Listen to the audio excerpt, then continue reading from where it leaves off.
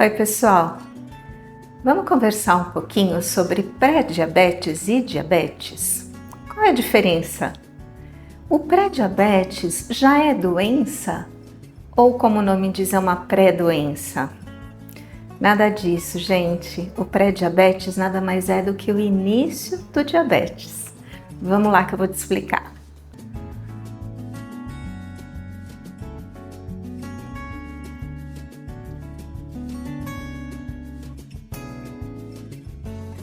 Eu sou Ana Lúcia Gomes, endocrinologista e metabologista há 30 anos.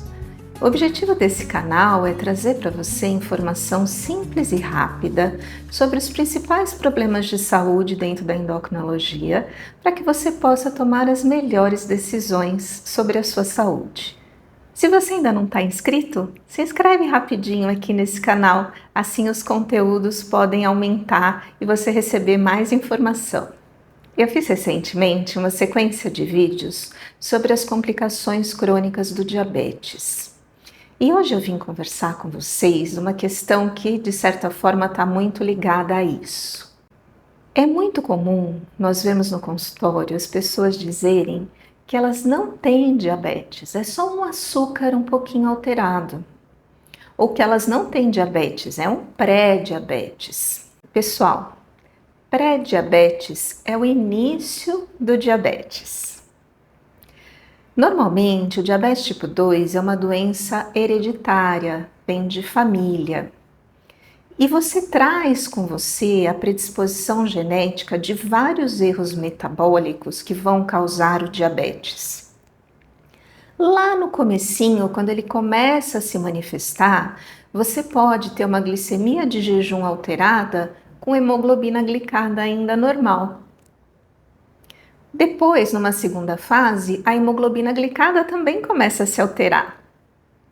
Aqueles níveis normais que são até 5,6, a partir de 5,7 nós chamamos de pré-diabetes. Quando chega em 6,5, deixa de ser pré-diabetes e passa a ser diabetes tipo 2. É só uma questão de nomenclatura.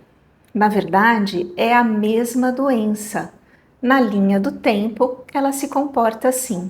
Se nada for feito, ela vai se agravando com o passar do tempo. Então, o que era apenas uma glicemia alterada, se não for tratada, vira um pré-diabetes, que se não for tratado, vira um diabetes tipo 2. Por natureza, essa é uma doença crônica e progressiva. Quando eu me formei em endocrinologia há 30 anos atrás, nós conseguíamos controlar a glicose, mas nós não tínhamos recurso nenhum para impedir a progressão da doença. Hoje já não é mais assim.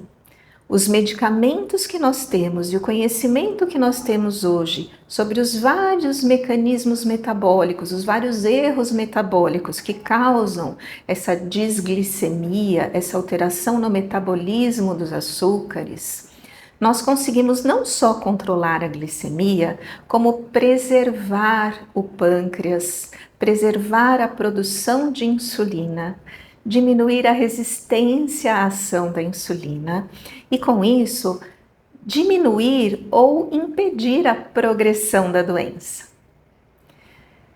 Pessoal, não tenham medo do nome. Dizer que é pré-diabético ou que é diabético ou que tem a glicose alterada não vai fazer nenhuma diferença para a sua saúde. O que importa não é o nome, é o problema em si, a doença.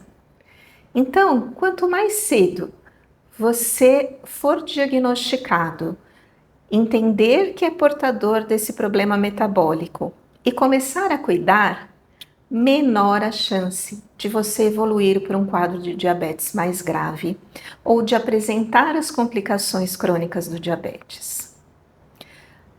Ah, mas já na fase de pré-diabetes eu corro o risco de sofrer essas complicações? Sim. Eu vou deixar o link aqui embaixo para você do primeiro vídeo sobre as complicações crônicas e lá eu explico direitinho sobre isso. Mas só para dar um resuminho para vocês, o nosso organismo funciona idealmente perfeitamente com níveis de glicose entre 70 e 180. Toda vez que os níveis de glicose ultrapassam essa faixa de 180, ele começa a causar alterações em todo o nosso organismo. O açúcar está no sangue, o sangue irriga todos os órgãos e tecidos. Então, todos os órgãos e tecidos vão sofrer as alterações do excesso de glicose. É como se fosse apenas uma gotinha que causou uma alteração. Mas daqui a uma semana, duas, você come um doce normalmente, ou come muito carboidrato, ou simplesmente é um dia que o seu organismo não está reagindo tão bem e você faz mais um pico. É mais uma gotinha. E assim sucessivamente. Até que chega um momento que todas essas pequeninas lesões, essas pequenas gotinhas somadas, vão apresentar uma grande lesão. E sim, isso já começa a acontecer lá no pré-diabetes, porque lá você já pode começar a fazer picos acima de 180. Então, pessoal, a recomendação atual é que desde o início se faça tratamento com medicamentos. A alimentação correta, a mudança do estilo de vida, hábitos mais saudáveis continuam sendo uma orientação importante. Porém, o uso de medicamentos é o único recurso que nós temos até o momento para impedir a progressão do diabetes nessa linha do tempo e impedir que as complicações aconteçam. Não tenha medo do nome nem do tratamento. Tenha medo da doença. O que vai causar mal a você é não cuidar, não tratar adequadamente. Procure um endocrinologista, que é o especialista que cuida desse problema metabólico, que muitas vezes está envolvido com outras alterações.